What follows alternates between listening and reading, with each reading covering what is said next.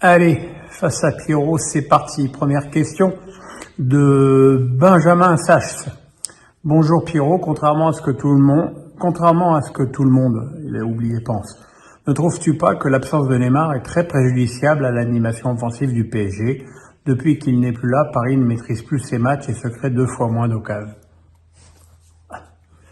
Benjamin, tu prêches un convaincu, hein. J'ai l'impression souvent d'être très seul à prendre la défense de Neymar.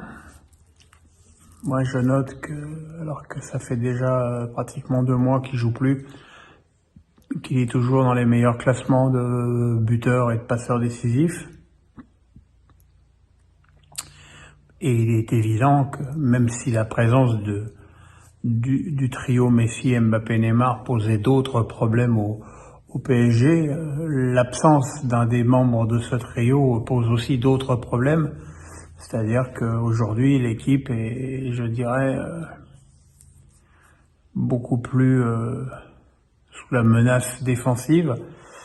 Donc voilà, moi j'espère qu'il va bien se soigner, bien revenir et que l'année prochaine, il fera une grande saison sur le maillot du PSG parce que c'est un joueur que j'ai énormément de plaisir à voir jouer.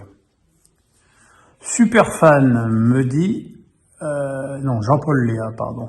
Superfan, c'est un super fan. Salut Pierrot, Eric Roy n'avait pas entraîné depuis longtemps. Que penses-tu de son travail à Brest? Merci. Avant Eric Roy, Brest était une équipe qui avait plutôt la réputation d'avoir des grosses qualités offensives et des failles défensives. Depuis qu'il est là, je trouve qu'il tend à corriger cet aspect défensif et il y arrive plutôt bien.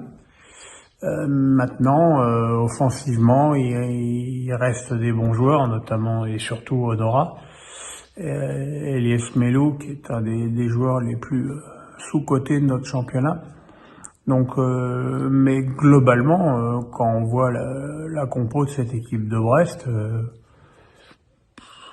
je vois vraiment aucune raison qu'elle tombe en Ligue 2. Hein.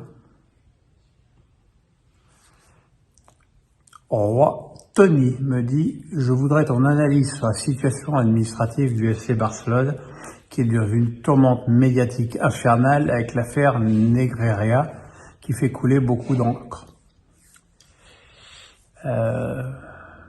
C'est problématique. Il est évident que ces révélations sont très problématiques pour la réputation du club catalan. Circonstances aggravantes, je dirais, il y a quand même des gens comme Tebas et Séphérine qui ont l'air vraiment d'avoir envie de se faire le Barça.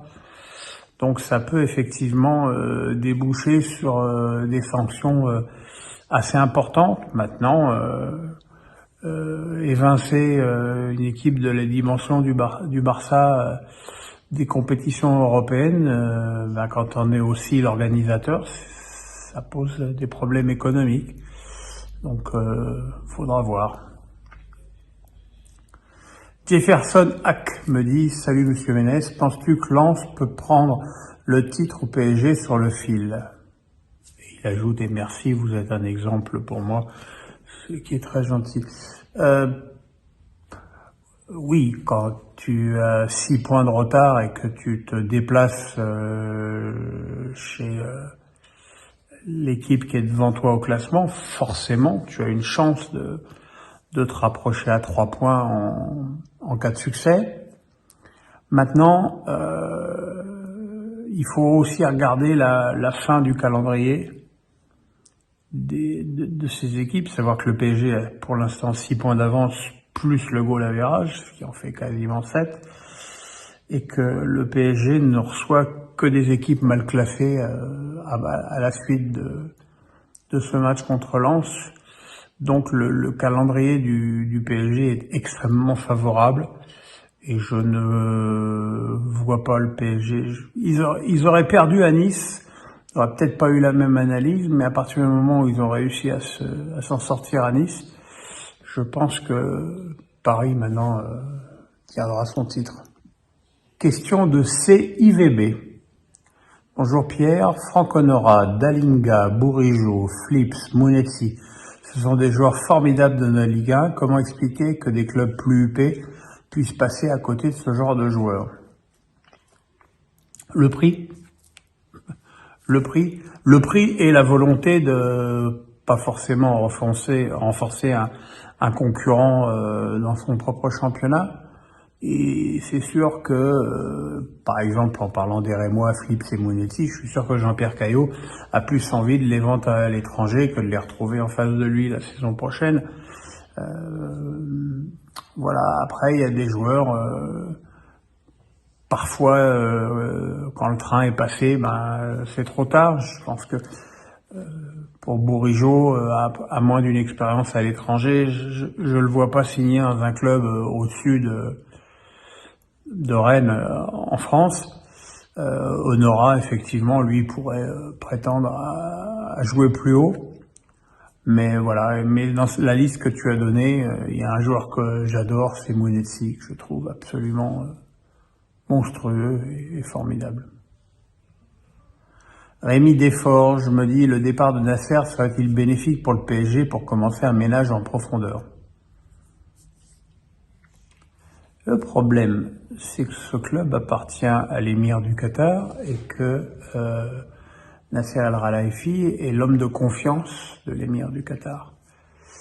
Et dans la culture arabe, la confiance, c'est peut-être encore plus important que dans notre culture à nous. Et je pense qu'il faudrait des échecs beaucoup plus violents que ce que peut connaître le PSG pour que Al-Thani retire sa confiance à Nasser Al-Khelaifi. D'autant plus que si sportivement il y a beaucoup à redire sur le PSG, d'un point de vue marketing, sponsoring, aura internationale et projet avec le nouveau centre d'entraînement, on peut dire qu'à ce niveau-là tout fonctionne bien. Donc je suis pas sûr que Nasser Al-Khelaifi soit tant en danger que ça. Vince me dit, bonjour Pierre, comment expliquer les propos de Valdemar Kita sur Kombouaré alors que tout le monde est heureux de la qualification en finale sauf lui?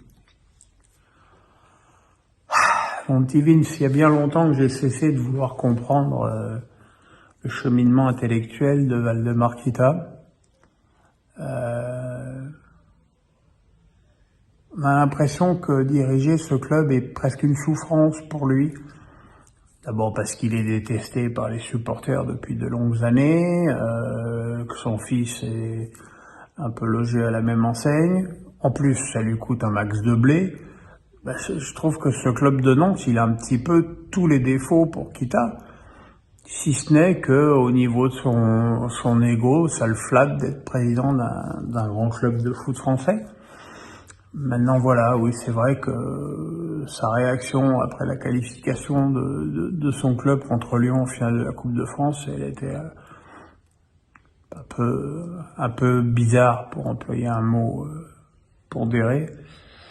Mais bon, bizarre, c'est un petit peu une marque de fabrique chez Kita.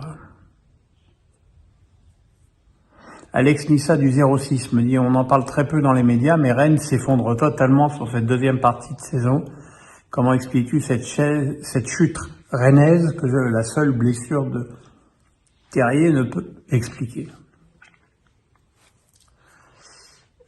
On oublie trop souvent qu'une équipe de foot, ce sont des hommes avec un état de forme. Regardez, l'exemple type, c'est Strasbourg qui finit 6e l'année dernière et qui est en grand danger de maintien cette saison avec quasiment la même équipe. Donc,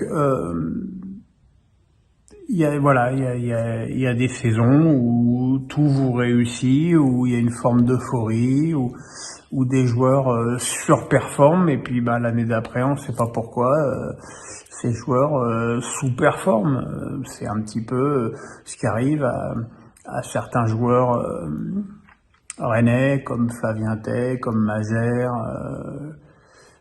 Voilà, Alors c'est vrai que la blessure de Terrier a été un gros coup dur pour cette équipe, mais effectivement, elle n'explique pas tout.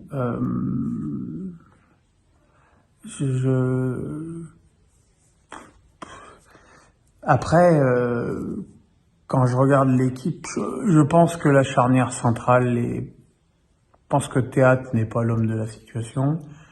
Je pense que Kaloui Mwendo, c'est trop insuffisant. Voilà. Et puis quelques méformes cette saison. Et peut-être une forme de lassitude aussi, qui est pour le coup un petit peu moins compréhensible.